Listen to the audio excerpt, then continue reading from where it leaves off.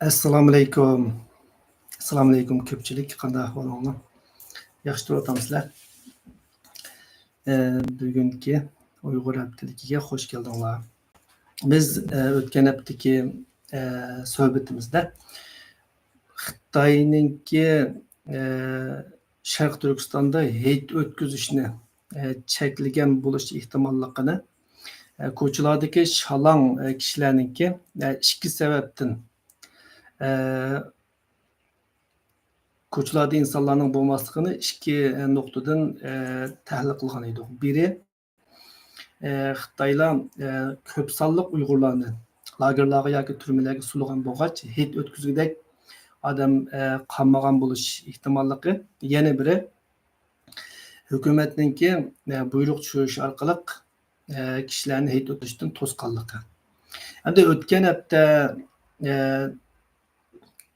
Erkin Asya radiosununki bergan xabarlarga qaraganda bu qatim Qurban hayitda umumyuzlik cheklash ilib berilgan. Bizning vatanimizdagi nurg'unlagan masjidlar ichilmagan, kishilar hayit namozi o'qiyolmagan, hayit qilolmaganligi o'ttirg'i chiqdi. Demak, Xitoyninki Uyg'urlarga nisbatan keng ko'lamda madaniyat jihatdan, diniy jihatdan bostirishininki oxirlashmaganligini ko'rib oldik. Masjidlar, bir qism masjidlar faqat ko'rgazma uchun, shakl uchun qoldirilib qo'yilgan bo'lsa-mu, ammo kishilarninki u yerda diniy faoliyatlar bilan shug'ullanishi, namoz o'qishi cheklanganligi oydinlashgan bo'ldi. Endi bu hafta muhokama qiladigan temalarninki beshidami yana bizningki vatanga munosabatlik bir tema bor.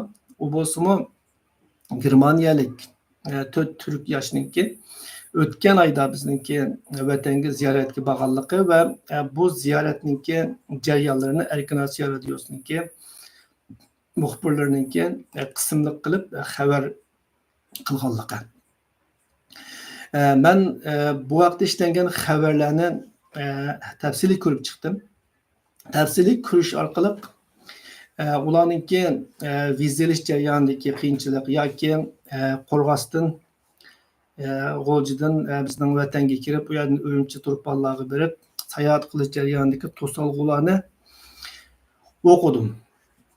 Bu meningki vatandan chet elga chiqish jarayonidagi to'salg'ularimga selishtirganda unchalar ig'ir bir to'salg'u emas ekan. Ya'ni u yerdan vatandagi qattiq vaziyatni bir chet ellikning ko'zidan qaragan chaqda ig'ir ko'ringan bilan amaliyotda bizga o'xshash Sharq Turkistonda yashab cho'ng'igan va chet elga chiqish uchun yillarcha pasport, viza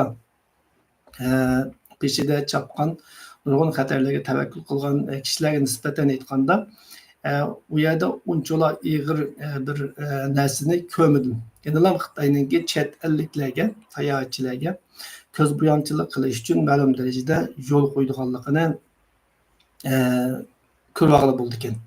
Albatta u bolalarninki bizningki G'o'jida, Urumchida, Turpanda kishilarninki ahvolini kuzatishlari, masjidlarda odamlarning yo'qligi, undan keyin ko'chadagi kishilarninki chorasizligi qatorliq nurg'unlagan taraflar biz yaqinqi yillardan buyon vatan haqida chiqqan xabarlarda anglagan, ko'rgan ishlarninki, ya'ni qattiq ta'qiblarninki to'g'ri ekanligini va buning davomlashayotganligini isbotlagan bo'ldi. Ammo buningdan artıq biz Uyg'urlarga nisbatan cho'ng bir ma'lumot ko'rmadim. Chunki men Urumchidan ayrilgan vaqtda 5 soatlik aerodromda to'xtatib qo'yilgan.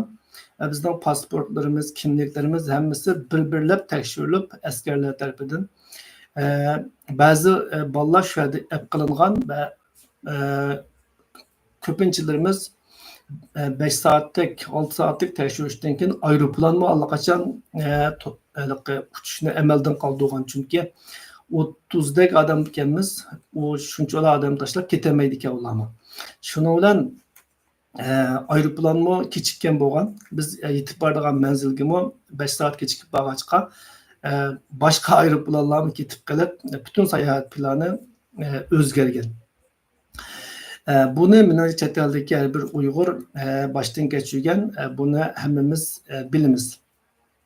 Ammo nimalar bo'lmasin, bu Enes Kaplı, Sinan Çoban qatorliq bu 4 Türkninki, Germaniyalik Türkninki vatan haqidagi sarguzashtlari bizningki vatandagi qattiq ta'qibni, cheklamalarni dunyoga jumladan bizga yana bir qatim ko'rsatib bergan bo'ldi.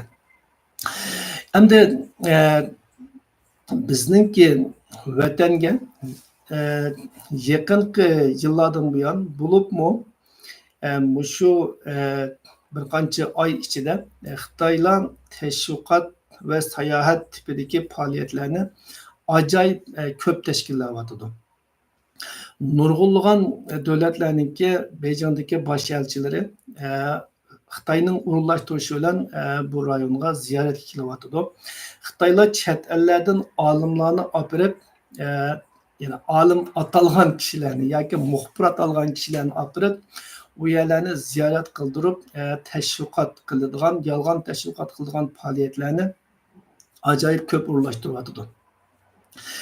Buningki keynida asosliqi nima yotgan desak, birinchidan Xitoylar o'zini oqlash ehtiyoji his qildi. Bo'libmi xalqaroda Uyg'ur irqiy qirg'inchiligi haqidagi dalil paketlar to'planib, 10 necha davlatninki Uyg'ur irqiy qirg'inchiligini e'tirof qilishi va buning boshqa davlatlarga chachirash ehtimolligi o'tirg'i chiqqandan keyin yana birga Amerikaninki majburiy emgak haqida ig'ir jazolash tadbiri elib berib, Sharqi Turkistondan chiqqan butun mahsulotlarni cheklashi. Bu cheklamaninki hozir bora-bora Angliyaga, Yevropa ittifoqiga yamrash ehtimolligi Xitoyni ensirtayotgan bir omil. Shuning uchun Xitoy hukumati bu 2017dan 2019 yili bo'lgan irqiy qirg'inchilikning yuqori pallasidagi rezilliklariningki vahshiy bostirish siyosatlarininki yomon ta'sirini tozalash uchun hozir butun kuch bilan tirishyotdi. Bu tirishchanliklarninki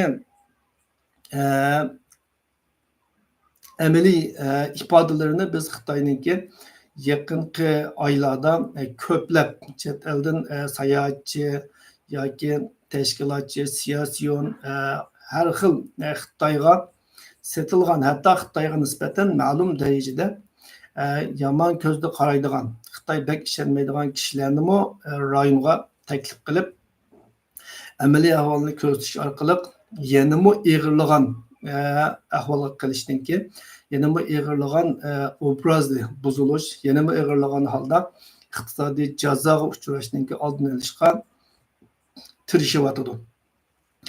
Endi bu qatorda o'tgan oyda Turkiyaninki tashqi ishlar ministri Hakan Fidan bizningki bu rayonda irqiy qirg'inchilik yuz berganligi haqida bayonlar xalqaroga chiqqandan keyin tunji bo'lib eng yuqori darajalik diplomat sifatida bu rayonni ziyorat qildi. Endi Hakan Fidanninki bizningki Sharq Turkistonda qilgan ziyorati Arab davlatlari, Pokiston yoki boshqa Xitoyga qo'lchumoq davlatlarninki vakillarininki ziyoratlariga qaraganda biroz yaxshi bo'lsa-mu, ammo umuman qilib aytganda yana Xitoyning manfaatiga uyg'un shaklda bizning manfaatimizga ziyonli bir shaklda elib berildi. Men buni 2-3 son burungi Uyg'ur haftaligida maxsus tahlil qilgan edim. Bugun bo'lsa biz ikkinchi muloyiza temamiz sifatida Kanadaninki Beyjingda turishliq bosh elchisininki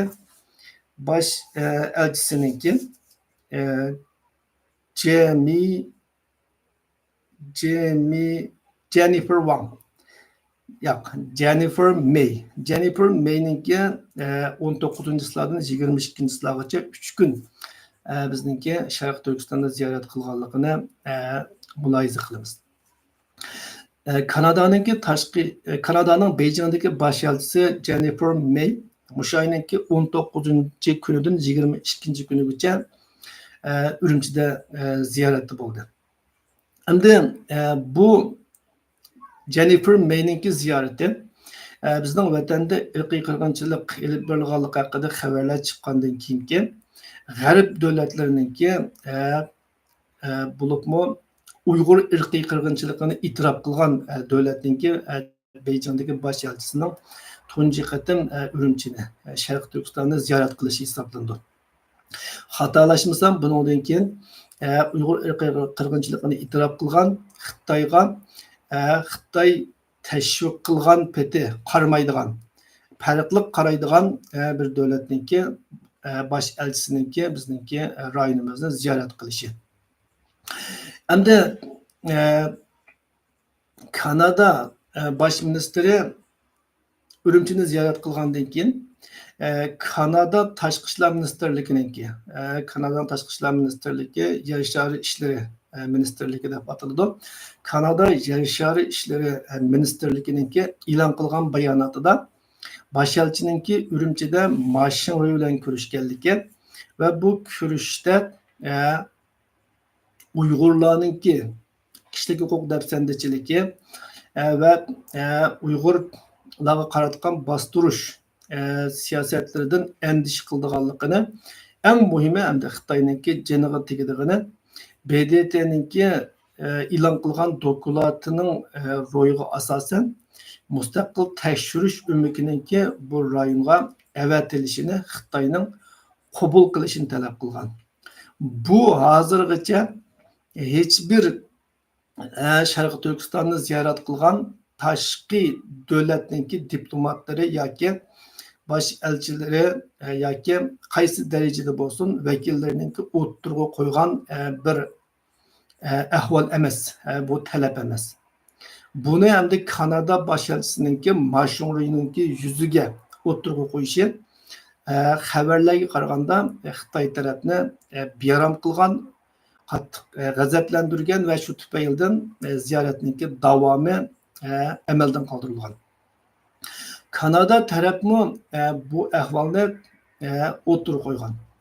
Endi yana bir qiziqtiradigan nuqta, men Erkin Osiyo radiosi orqali Kanadaninki bu bosh elchisininki Sharq Turkistonga ziyoratga berishdan burun Kanadadagi Uyg'urlarninki va Dunyo Uyg'ur qurultayidagi Kanada Uyg'ur haqlarini qo'g'dash jamiyati va Dunyo Uyg'ur qurultayininki mas'ullaridan fikr olganligini va ularninki talebi asosida bizning vatanga borganligidan xabar topdim.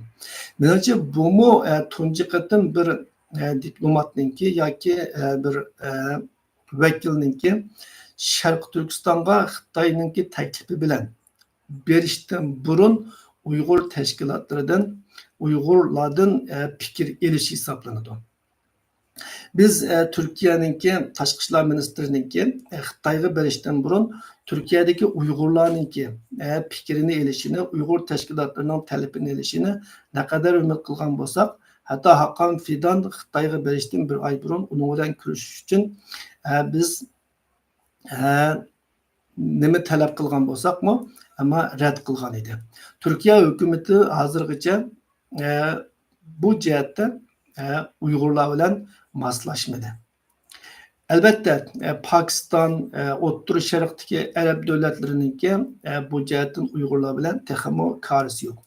O'z maylicha Xitoyning o'rlashtirishi bilan berib tashkillangan o'rlashtirilgan ziyoratda bergan niyat ko'rsatganini ko'rib, shuni bilan bak yaxshi ekan deb ular yezib bergan yoki talab qilgan so'zni deb keldi. Endi bu jihatdanmi bu qatimliq Kanada bosh elchisining ziyorati alayda farqli. Endi Kanada bosh elchisi nima uchun Sharq Turkistonni ziyorat qildi? Xitoy nima uchun buningga ruxsat qildi? Bu yerda menimcha asosliqi asosliqi ikki omil muhim rol o'ynagan. Birinchidan Kanada Uyg'ur irqiy qirg'inchiligini e'tirof qilgan bir davlat va Xitoy bilan savdo munosabati kuchli mavjud bir davlat. Bundaq ahvolda bular Sharqi Turkistonni ziyorat qilish orqali birinchidan Sharqi Turkistondagi Xitoyning mas'ullariga bevosita o'zining andishasini o'ttirib qo'ymoqchi. Uyg'urlar haqidagi andishasini o'ttirib qo'ymoqchi. Ya'ni o'zininki tashqi siyosatdagi kishilik huquqqa ahamiyat berish maydonini ta'kidlamoqchi. Yana bir jihatdan taxmin muhimi hamda Uyg'ur majburiy emgakininki xalqaro ta'minot zanjirini bulg'ayotganligini aniq o'tirib qo'ymoqchi. Navbatda g'arb davlatlari eng duch kelgan bir masala Uyg'ur irqiy qirg'inchiligini to'sish yoki Uyg'urlarning haq-huquqini qo'g'dashdan bakrak Uyg'ur majburiy emgaki tufaylidan bulg'angan mahsulotlarninki davlatga kirishi va iste'molchilarga yetib kelishidan saqlanish va shu tufayli ham o'zining qonunlariga ham xalqaro qonunga xiloflik qilib dunyoda inovatini to'kib olmaslik. Bu ular ko'ngil bo'ldigan birinchi masalaga aylanib qoldi. Demişqa g'arb davlatlari Uyg'ur irqiy qirg'inchiligidan bakrak majburan bekni ta'kidlaydigan bo'lib oldi. Buni bizning ichimizdagi nurg'un kishilar tushunib bo'lolmaydi. Buni ba'zilar Xitoyni iqtisodiy jihatdan cheklashga bog'laydi. Ko'pincha Turkiyadagi siyosiy yo'llar shunda maqsad Xitoyni iqtisodiy jihatdan cheklash yoki embargo qo'yish deb tushundi. Amaliyotda bo'lsa g'arb davlatlari Amerika bo'lsin, Kanada, Yevropa bo'lsin Xitoyni iqtisodiy jihatdan cheklashdan bakrak Xitoy bilan imkoniyatli tijorat qilishni o'ylaydi.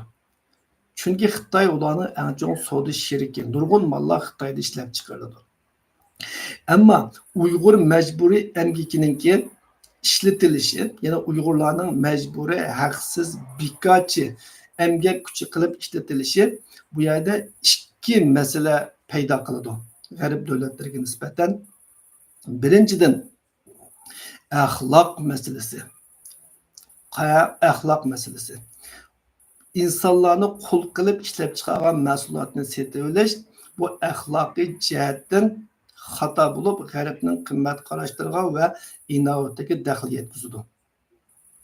Va g'arbningki munosabatli qonun belgilamalariga ijro qilay desa manfaatiga ziyonliq, qilmay desa qonun bilan idora qilinish prinsipiga xilof, axloqiy prinsiplarga xilof bir kirzisning ichiga tiqib qo'ydi g'arb davlatlarini.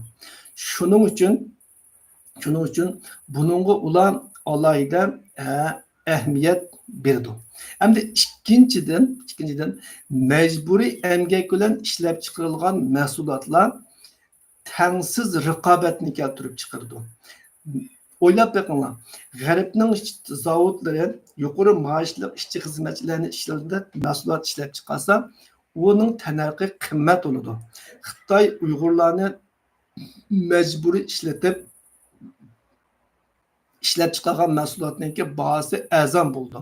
U chaqda arzon ishlab chiqarilgan bir mahsulot bilan qimmat ishlab chiqarilgan bir mahsulot xalqaro bozorda raqobatga tushsa, u vaqtda kim yengib chiqadi? Albatta, arzon mahsulot yengib chiqadi. Sifat o'xshash, material o'xshash, ammo tanarq arzon.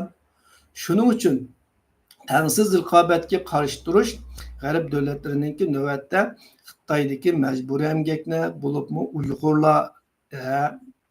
Uyg'urlarni asos qilgan majburiy emgakni to'xtatishga ko'ngil bo'lishidagi asosli sabablardan biri.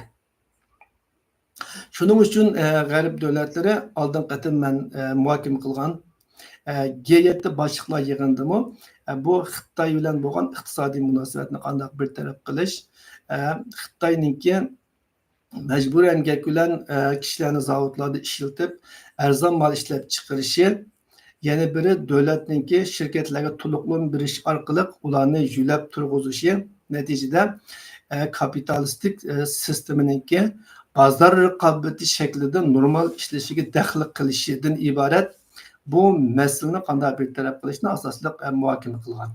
Shunga bu qatimqi Kanada bosh elchisininki bizning vatanga alayda berishidagi omil mushu asosligi mushu ikki masalani hal qilishni asos qilgan deb qarayman. Endi Xitoy tarafninki nima uchun yaqinqi mezgillarda to'xtamay Pokistonning, Qirg'izistonning, Qozog'istonning, Turkiyaning bosh elchilarini to'xtamay Urumchiga taklif qilib, ular bilan suhbatlashishi, ularga ichni etishidagi sabab nima desak, Xitoy taraf növbəti Şərqi Türkistandan chiqqan mahsulotlarga qo'yilgan og'ir iqtisodiy jazodan intayin rahatsiz. O'tgan bir yilda Şərqi Türkistandan sirtqa eksport qilingan mallarning sommasi xatolashmasam 300 %% to'lab ketgan. Amerikaninki qo'ygan jazosi g'oyat zo'r unum bergan.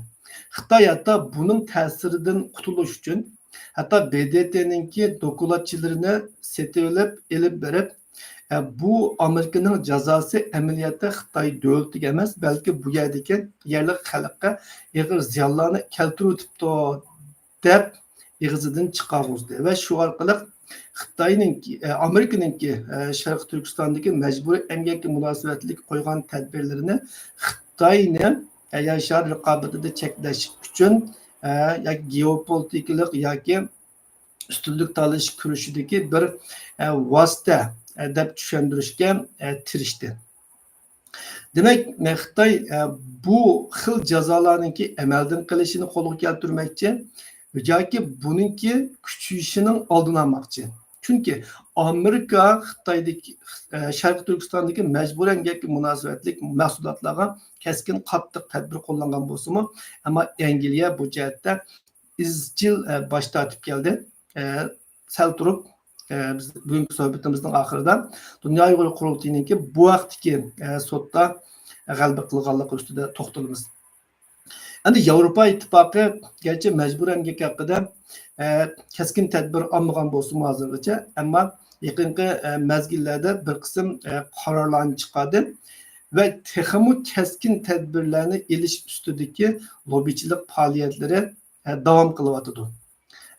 Bu Yevropaninki asosli qimmat qarashlariga xilof bir harakat bo'lganligi uchun bu nuqul Uyg'urlarning masalasi emas. Bu mohiyatda açko'z kapitalistlar bilan adolatparvar yoki vatanparvar g'arbdagi siyosatchilarningki o'tirsidagi bir kurash.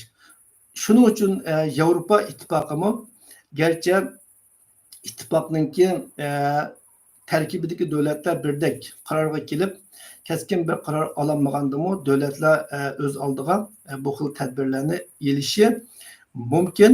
Bu xil ahvol Xitoyni rahatsiz qilyotidi deyishga bo'ldi.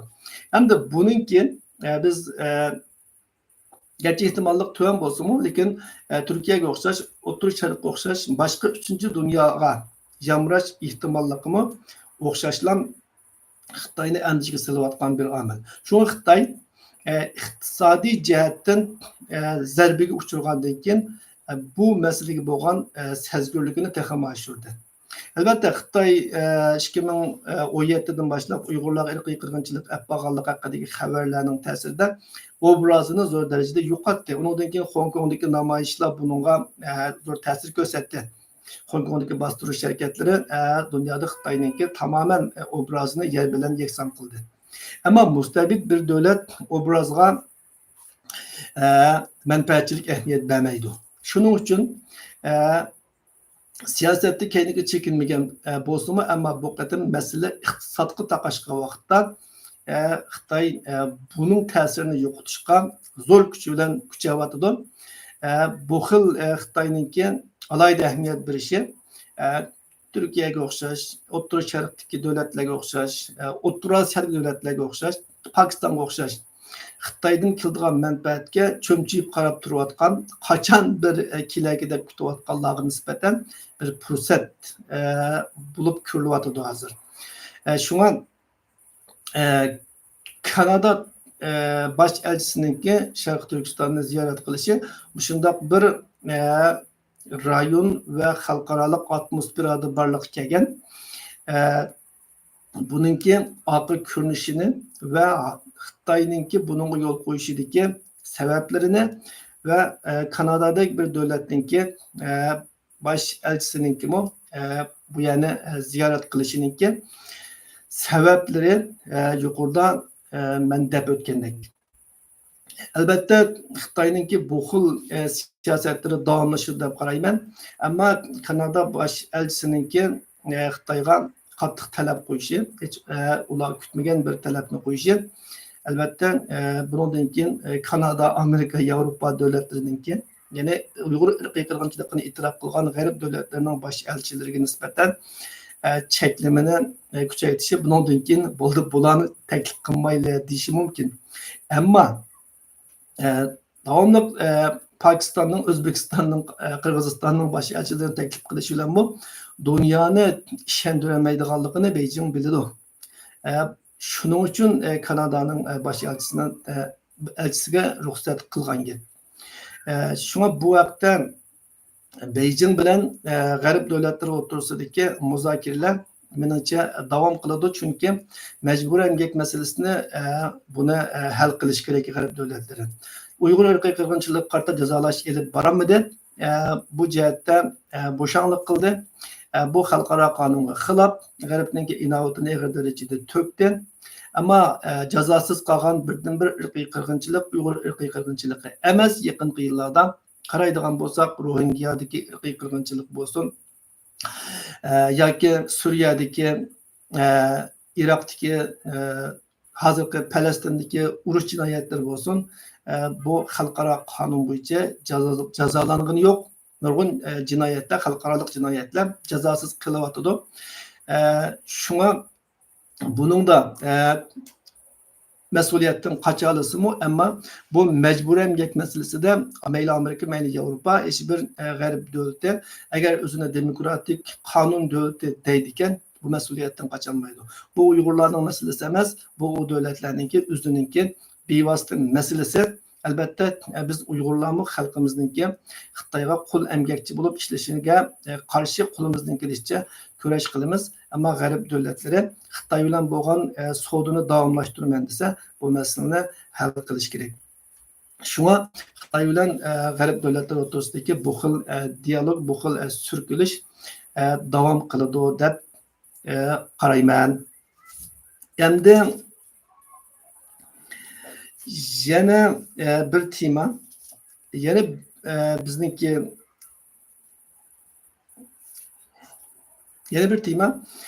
Xitoy bilan Turkiya o'rtasidagi partiyalararo hamkorlik haqida. O'tgan haftada buni men Kompartiya bilan Ak partiya hamkorligi deb not elyapman. Turkiyada Adalet ve Taraqqiyot partisi, hokimiyat beshidagi Adalet ve Taraqqiyot partisininki boshliq vakili, rais vakili bir hay'atni boshlab Beijingga borib, Beijingda Xitoy Kompartiyasi bilan dialog olib bordi. Bu dialogni nima deb atab desanglar, Xitoy Turkiya hokimiyat beshidagi partiyalar fikir almashtirish mexanizmi strategiyalik dialogi deb atabdi. 26-yil Beijingda boshlandi bu dialog. Bu dialogda nimalar deyildi? Biz ular chiqargan bir qism Twitter urinishlarga, bunga qarab xabar topdik. U yerda savdo, iqtisod, taraqqiyot, Uyg'urlar masalasi, nurg'un masalalarni so'zlashganligini tilga olibdi. Ammo men buni diqqat qilganim bular o'rtasidagi nima deyishganlik emas. Chunki Turkiya bilan Xitoy o'rtasidagi siyosiy hamkorlik, iqtisodiy hamkorlik bu 50 yil burun boshlangan.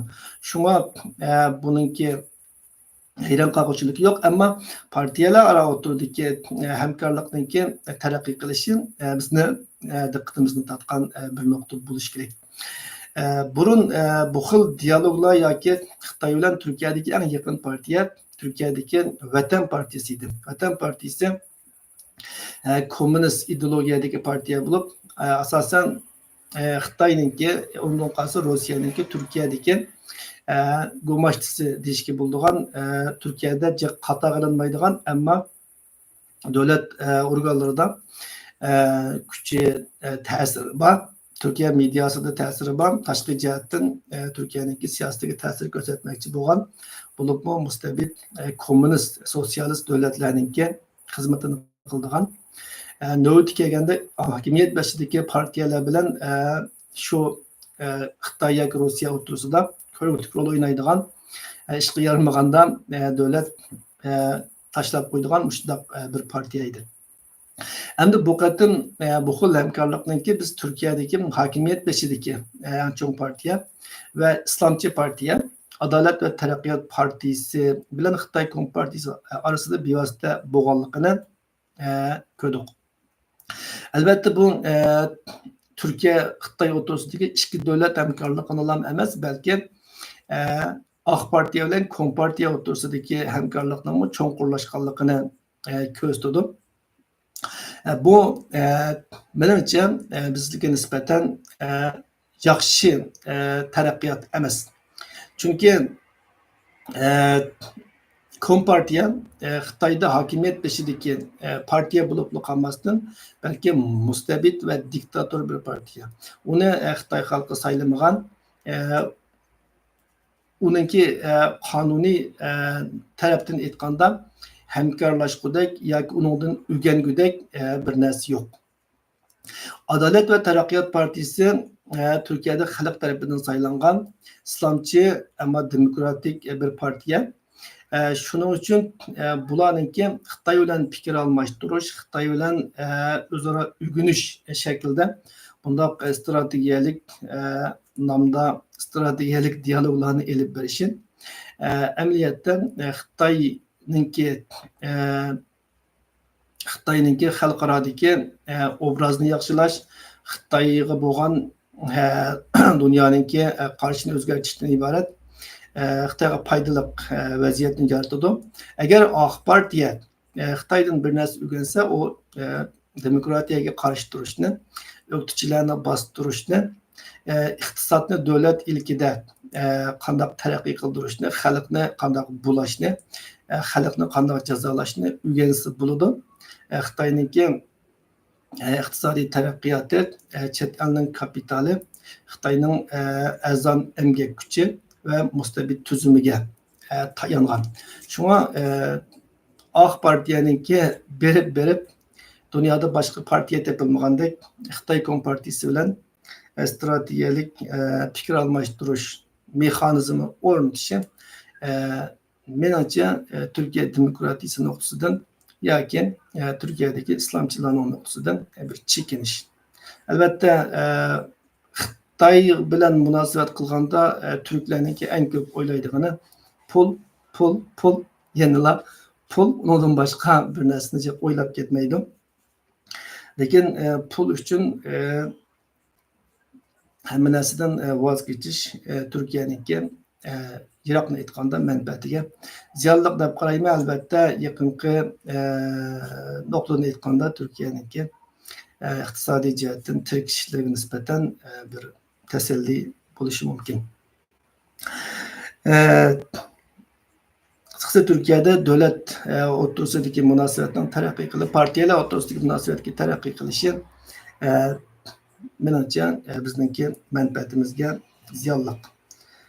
Shunga Turkiyada Ak Partiyaning davomli hokimiyat turishiniki Uyg'urlar uchun qanchalik foydali yoki ziyonli ekanligini bizningki kishilarimiz dansab ko'rish kerak. Albatta Turkiyada biz hokimiyatga ta'sir ko'rsatmaymiz. Shundaqdimi biz nimaning o'z manfaatimizga foydali, nimaning ziyonli ekanligini bilishimiz va hech bo'lmaganda qaror olgan vaqtda buni bilib turib qaror olishimiz qara quyuq ishonmasligimiz biz uchun texmo foydali.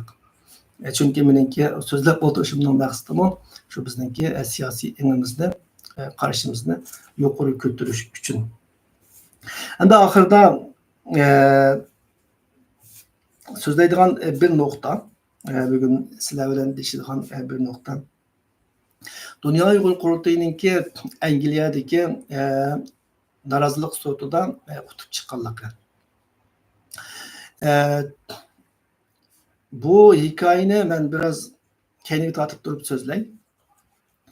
Angliyada Uyg'ur irqiy qirg'inchiligini e'tirof qildirish urinishi zo'r ta'sir qo'zg'adi va zo'r tirishchanlik ko'rsatildi. Bu jihatda Angliyadagi partiyalar, kishilik huquq tashkilotlari va advokatlar zo'r kuchidi. Ammo Angliya hukumati yoki parlamenti, Angliya hukumati buni rad qilib keldi. Bunga qo'shilmadi. Angliya hukumatiningki yuqori palatasiga deyman, tuvan palat ismli qolmadi. Yuqori palata bilishimcha Uyg'ur irqiy qirg'inchiligini e'tirof qilgan yoki biraz tuvallatib insoniyatga qarshi jinoyat degandek shaklda e'tirof qilgan bir qaror loyihasi ma'qulladi. Ammo boshqa davlatga o'xshash, Kanadadagi o'xshash yoki kuchlik bir maydon ko'rsatmadi Angliya parlamentida. Endi majburiy emgakka kelsak, majburiy emgak mahsulotlarini cheklash to'g'risida Angliya hukumati izchil tanqidga uchrab keldi. Lekin Angliya hukumati buni cheklashni xohlamadi. Angliyaning davlatlik jinoiy ishlar idorasi buni Amerikaning FBI'ga o'xshatsanlar bo'ladi. Bu tashkillik jinoyatlarga va ig'ir jinoyatlarga taqobil turishni maqsad qilgan bir mustaqil bexatarlik tashkiloti. Etkazchilik, terrorlik, pul yuvish, majburiy emgak,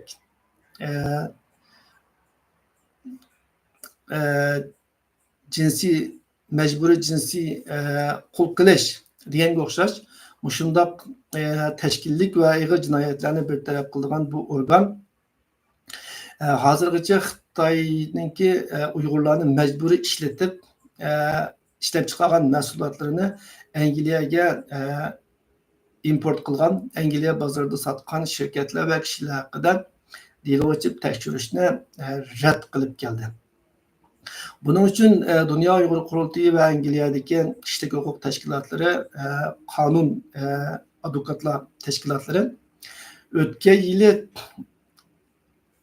balkim oldinroq bo'lishi mumkin. Aniq ismda qolmabdi.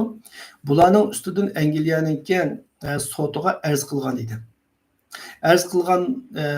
edi. Lekin bu sot London sotiga deyman. Angliya davlatlik jinoiy ishlar idorasininki majburiy emgakka ishlab chiqarilgan mahsulotlarni boshqalar sotib olgandan keyin normal bahoda, undan keyin uni yana boshqalarga sotsa, buni jinoyat degan olmaydi deganga o'xshash bir asosini qabul qilib turib, hukumatninki bu mahsulotlar qarta tekshirish elib bormasligi yo'lliq. Shunga bu jihatda masala yo'q deb hukm chiqargan.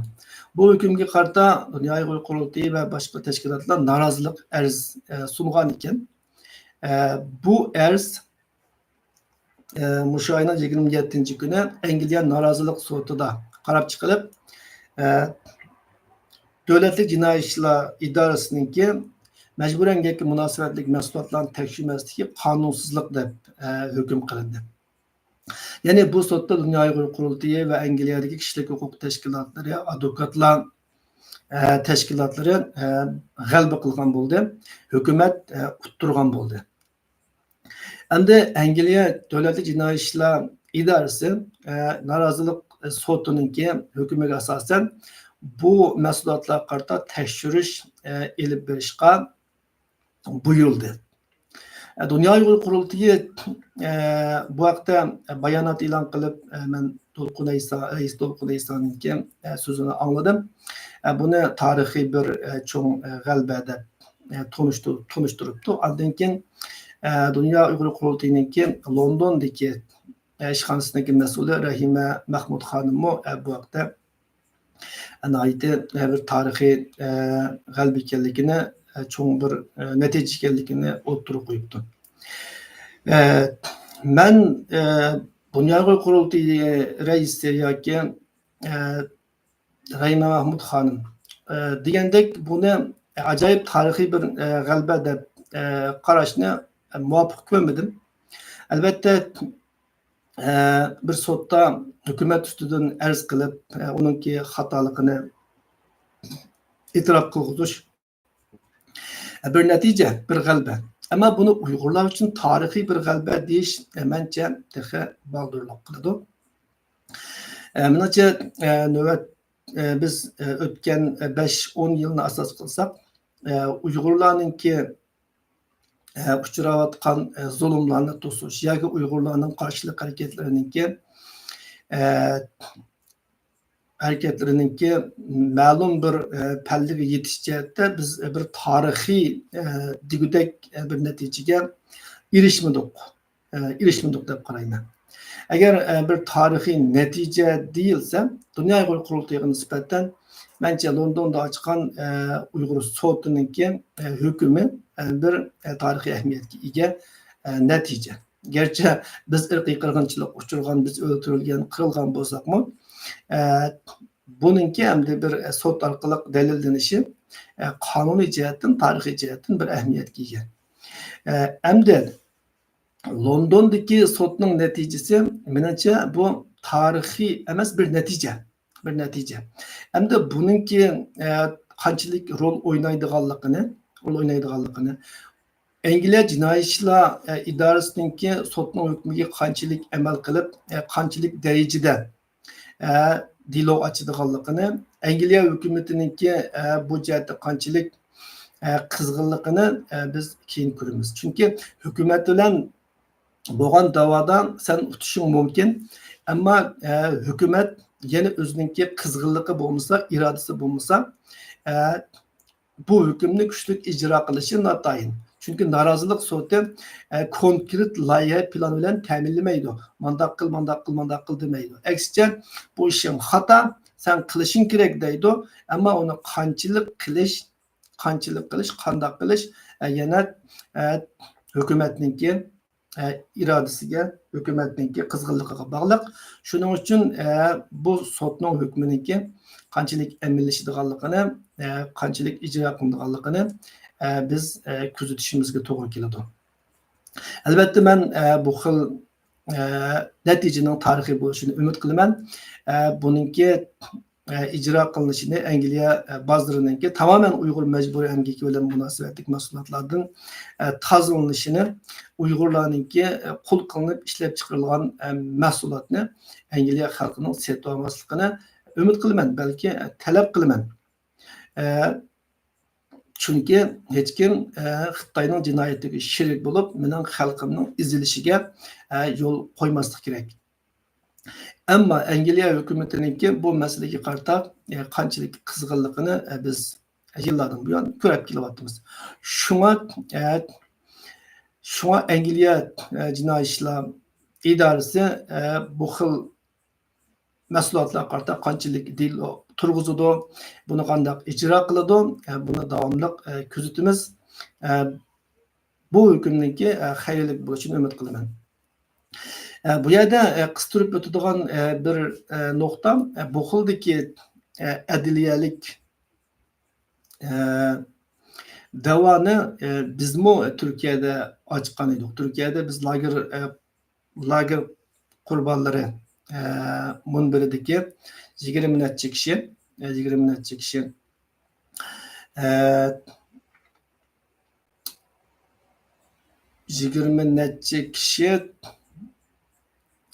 bir yuz necha ziyonkashlik uchirgan ulug' tuqqanlarimiz sababli Xitoydagi Sharq Turkistondagi 20 necha isimli qalmoqda.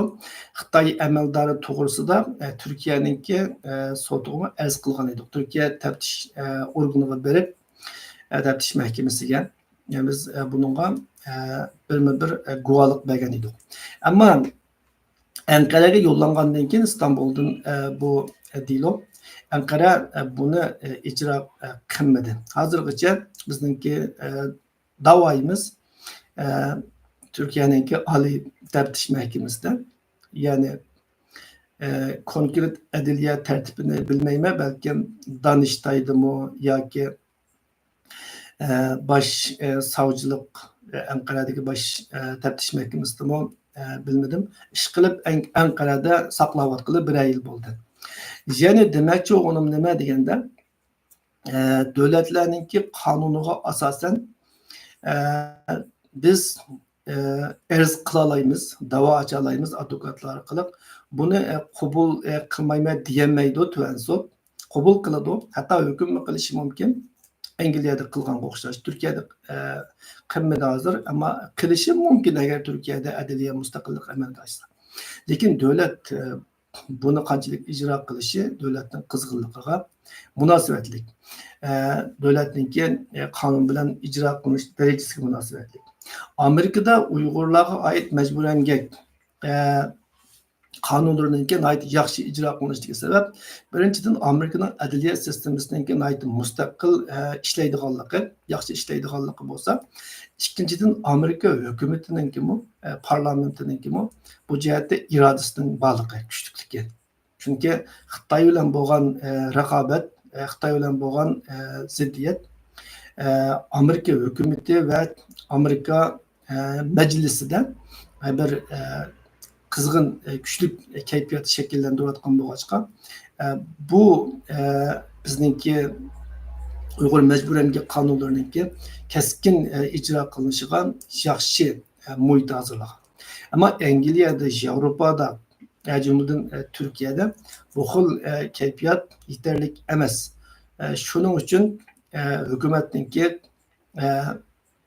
har xil shakllarda to'sqinlik qilishi yoki adliyaga mudohala qilishi bilan bu xil qonuniy kurashimiz to'sqinlikqa uchrayotdi. Bugungi suhbatimiz musha ichi bo'lsin. Uyg'urlarga munosabatli temalarda so'zlashni davomlashtiramiz. Kelabdi kurashayli. Amin bo'linglar.